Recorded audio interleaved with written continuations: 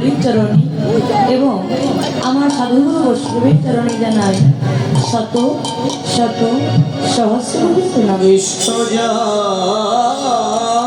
জয় কৃষ্ণ জয় জয় শ্রী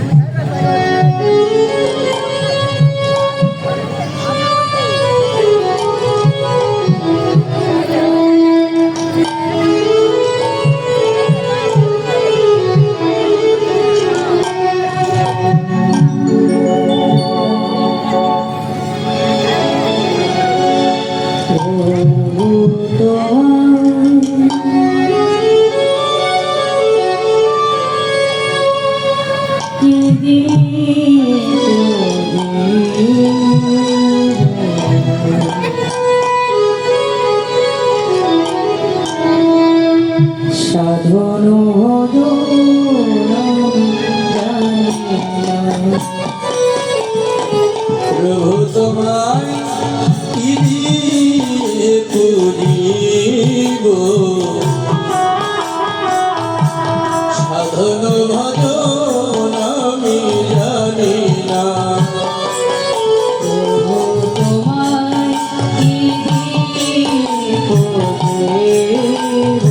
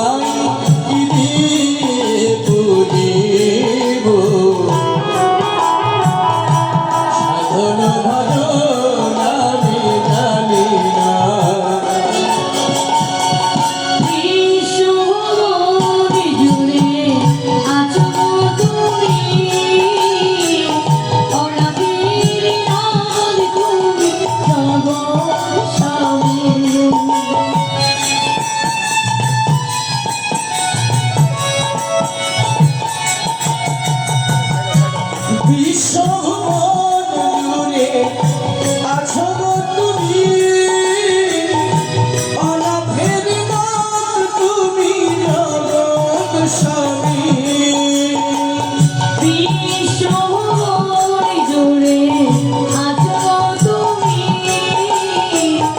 অনাথিনাথ তুমি জগৎ স্বামী। বিশ্ব জুড়ে আছো গো তুমি, অনাথের নাথ তুমি জগৎ স্বামী।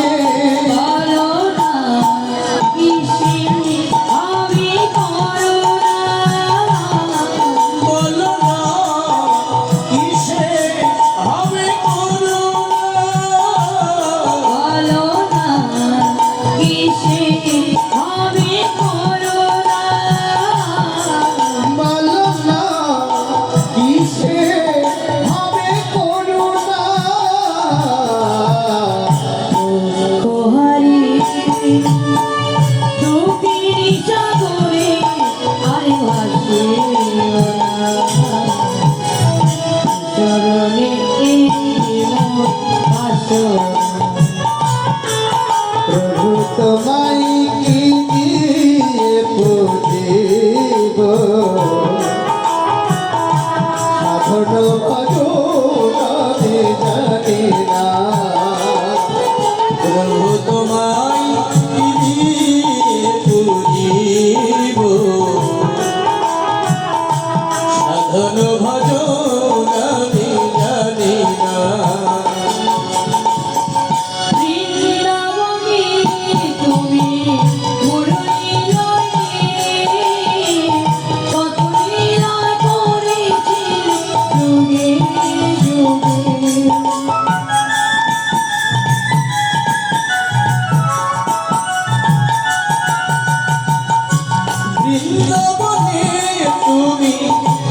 মুরলী লয়ে কত লীলা করেছিলে যুগে যুগে। বৃন্দাবনে তুমি মুরলী লয়ে, কত লীলা করেছিলে যুগে যুগে।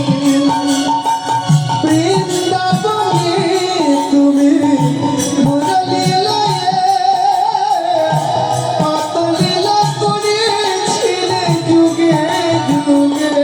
বলো না কিসে আমি করুণা, বলো না কিসে হবে করুণা, বলো না কিসে আমি করুণা, বলো না কিসে হবে করুণা। মোর জীবনে তুমি ছাড়া আছে কেহ মন প্রাণ সব পেয়েছি। প্রভু তোমায় কি দিয়ে পুজিব, সাধন ভজন আমি জানি না। প্রভু তোমায় কি দিয়ে বলিব, সাধন ভজন জানি না। সাধন ভজন আমি জানি না। সাধন ভজন আমি জানি না। সাধন ভজন আমি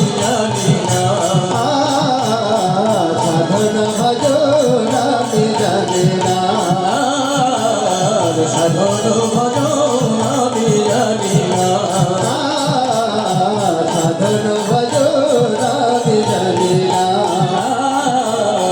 সাধন ভজন আমি জানি না।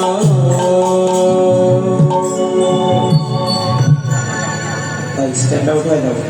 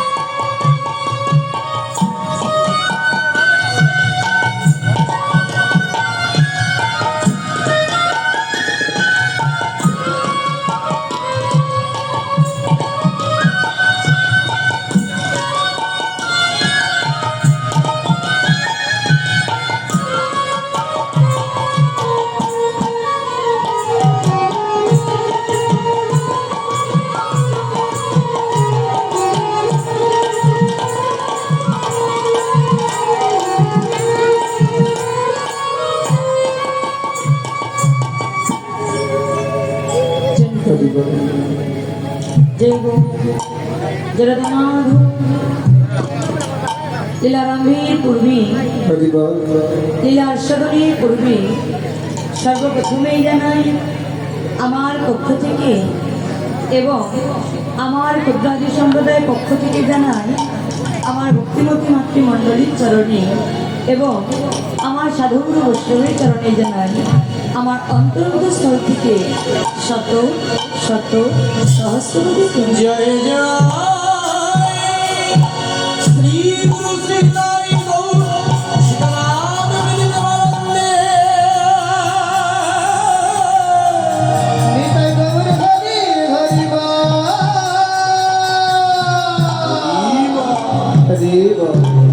এখন যে গীতব্য বিষয়বস্তু হরি বল এখন যে গীতব্য বিষয়বস্তু যে লীলাটি আস্বাদন করিবার জন্য আপনারা মনস্থির করেছেন, যে লীলাটি শ্রবণ করিবার জন্য আপনারা ব্রতী হয়েছেন, লীলাটির নাম হলো মধ্যাহ্নকাল লীলা। আমার প্রেমময়ী শ্রীমতী রাধানী শ্রোতপূজা হরি বল হরি বল মধ্যাহ্নকাল লীলা প্রেমময়ী শ্রীমতী রাধানীর সরোজ পূজা। আমাদের সর্বপ্রথমে জানতে হবে সরোজ পূজা কাহাকে বলে। কেননা লীলার অর্থ না জানলে লীলার কিছুই বুঝতে পারা যায় না বাবা। তাই তো আমাদের সর্বপ্রথমে জানতে হবে সরোজ পূজা কাহাকে বলে। আচ্ছা মা, আমার প্রেমময়ী শ্রীমতী রাধানী যে সরোজ পূজা করেছিল, কখন করেছিল? সকালবেলায়? না না না না। সন্ধ্যাবেলায় করেছিল? না না না না। সকালবেলাও করে নাই, সন্ধ্যাবেলাও করে নাই। তবে কখন করেছিল? ভরে দুপুরবেলায় আমার প্রেমময়ী শ্রীমতী রাধানী সরোজ পূজা করেছে। তবে ভর দুপুরবেলায় তো করেছিল মা। তবে কোন দুপুরবেলায় করেছিল? এই যাবতীয় লোকে দুপুরবেলায়? না না না না। এই যাবতীয় লোকে দুপুরবেলায় আমার রাধানী সরোজ পূজা করেন না। তবে কোন দুপুরবেলায় করেছিল? যাবতীয় লোকে যেমন তিনটি কাল আছে মা, আমাদের দেহের মাঝে তিনটি কাল আছে। যাবতীয় জগতের মাঝে তিনটি কাল কি কি? এক হলো সকাল, দুই হলো দুপুরি কাল, তিন হলো সন্ধ্যা কাল। এগুলো যাবতীয় যদি তিনটি কাল। আমাদের দেহের তিনটি কাল কি কি? যাবতীয় যদি সকাল, আমাদের দেহের সকাল হলো শিশু কাল। যাবতীয় যদি দুপুর কাল, আমাদের দেহের দুপুরি কাল হলো যৌবন কাল। যাবতীয় যদি সন্ধ্যা কাল, আমাদের দেহের সন্ধ্যা কাল হলো বৃদ্ধ কাল। এ হলো আমাদের দেহের তিনটি কাল। তাই তো শাস্ত্রে বলেছি শিশুকালে কৃষ্ণ ভজে কৃষ্ণ পাইবার আসি, যৌবনকালে কৃষ্ণ ভজে কৃষ্ণ আসি কিবা না আসি, আর বৃদ্ধকালে কৃষ্ণ ভজে শুধুমাত্র জমজত নাম তারা আসে। হরি বল শিশুকালে কৃষ্ণ ভজন করলে কৃষ্ণকে পাওয়া যেতে পারে, আর এই যৌবনকালে কৃষ্ণ ভজনা করলে এই যৌবনের উন্মাদনায় কৃষ্ণ আসতেও পারে, আবার নাও পারে। আর বৃদ্ধকাল আসলে কেমন হয় মা? গালে দন্ত থাকে না, শ্রবণ ঠিক মতো শুনি না, স্মরণ ঠিক মতো চলে না, এই জিহ্বা আলস্য হয়ে যায়। এই রসনায় সঠিকভাবে কৃষ্ণ কথাটা আসে না। শিশুকালে যা বলতে পারি প্রভু একবার দয়া করো, বৃদ্ধকাল আসে ওই দয়া করার জায়গায় সে যায় প্রভু একবার দয়া করো, আমার যাওয়ার সময় হয়েছে। তাই তো কৃষ্ণ ভজন করতে হলে সকাল সকাল করতে হবে। আচ্ছা মা বলুন তো, আমার শ্রীমতী রাধানী সকালবেলাও সূর্য পূজা করলেন না, সন্ধ্যাবেলাও করলেন না, ভর দুপুরবেলায় কেন করেছেন? ভর দুপুরবেলায় কেন করেছে না? দেখবেন না, সকালে যদি কোথাও আগুন লাগে সে আগুন কিন্তু সহজে নেভানো যায়। সন্ধ্যাবেলা সেগুলো কিন্তু সহজেই নিবারণ হয়ে যায়। কিন্তু ভর দুপুর বেলায় যদি কোথাও আগুন লাগে সেগুলো কিন্তু সহজে নিবারণ যায়। হরি বল আজ আমার প্রেমময় শ্রীমতী রাহানি ভর দুপুর বেলায় অর্থাৎ যৌবনকালে কৃষ্ণ প্রেমের আগুন লেগেছে। তাই তো শ্রীমতী রাহানি আজ ভানু পূজার ছবি কানু পূজায় যাবে। এই মধ্যাহ্নকালীর মাঝে আমার অনেক দরিদ্র হতে পারে। তারপরেও আপনাদেরকে একটা কথা জানানো দরকার, কেননা অনেকে ভাবতে পারে আমি অনেক অসুস্থ, অনেকে জানে না আজ থেকে 2 মাস আগে দশমীর দিনে 2-2.5 মাস হয়ে গেছে। দশমীর দিনে আমার কিন্তু একটা দুর্ঘটনা হয়ে গেছে। না রোড অ্যাক্সিডেন্ট করেছিলাম, তাতে অনেকেই জানি যে আমি হয়তো বা বাঁচবই না। অনেকেই যেভাবে অ্যাক্সিডেন্টটা হয়েছে আমার বাঁচার কথাই ছিল না, কিন্তু ভগবানের কৃপায় আর আপনাদের আশীর্বাদে আমি এখন বেঁচে আছি। কিন্তু বেঁচে আছি বটেই, 2টি জিনিস খুব ঠিক নেই। মানুষের আমাদের চলার পথে যে 2টি জিনিস কাজে লাগে সেই 2টি জিনিস আমার এখনো পর্যন্ত ঠিক নেই। তাহলে এই হাতটা এখনো আমার ভাঙা আছে, এখনো সঠিকভাবে খেতেই পারি না। কেউ যদি ভালোভাবে খাইয়ে দেয় তবে খেতে পারি, নিজের থেকে ভালোভাবে খাবো খেতে পারি না। আর এই যে আমি শুধু দাঁড়িয়ে আছি, কিন্তু সঠিকভাবে যাহা দিব হাঁটতে পারি না সঠিকভাবে। আমি যে প্রণাম করব, আমি প্রণামটা ঠিকভাবে করতে পারি না, কেননা এই পাটা এখনো ভাত হয় না। 2টি বালা বসানো আছে, এখনো পাইনি, অপারেশন হয়েছে। আমি যে ভাস করে কাউকে প্রণাম করব বা আমার প্রভুকে একটা প্রণাম করব, এটা আমি পারি না। জানি না কোন অপরাধী আমি প্রভুকে প্রণাম করতে পারি না, জানি না। আপনার আশীর্বাদ করবে। হয়তো এখানে অনেকেই আমার আগে দেখেছে, এখন দেখে আমি চিনতেই পারছি না। 2 জন আমাকে বলেছে, দিদি ভাই আপনি কি শত্রুপা? চিনতে পারছি না, কেননা এতটা অসুস্থ আমি হয়ে গেছি। এখনো যদি হাতে পায়ে থেরাপি না দিই আমি ঠিকভাবে জানাইতেও পারি না। কিন্তু ভক্তির অনুরোধে আজ থেকে 15 দিন আগে আমি কীর্তনটা করেছিলাম না, 15 দিন আগে থেকে আমি কীর্তনে বাইরে রয়েছি। যেখানে যেখানে এসেছি সবাই বলেছে যে দিদি ভাই আপনি আসেন, আপনাকে চেয়ারে বসে কীর্তন করাবো। কিন্তু আমি ভগবানকে বলে এসেছিলাম, প্রভু আমি এসেছি, আমি চেয়ারে বসে কীর্তন করতে চাই না। আমি যদি পারি আমি করবো, নয়তো কীর্তন আমি গাইব। ডাক্তার বলেছিল 6 মাস আমি সঠিকভাবে দাঁড়াতে পারবো না, কিন্তু 2 মাস পরে আজ আপনাদের মাঝে আমি দাঁড়িয়েছি। শুধুমাত্র আপনাদের আশীর্বাদে আর ভগবানের কৃপায় দাঁড়িয়েছি। কি বলবো, একটা মেয়ে, যে মেয়েটা প্রতিদিন ভক্তের সঙ্গ করে, প্রতিদিন বদলে কৃষ্ণ কথা বলে, সে 6 মাস ঘরে থাকে তো করে। আমি প্রভুকে বলেছিলাম, প্রভু 6 মাস যদি আমি দাঁড়াইতে না পারি আমি বেঁচে থাকতে চাই না।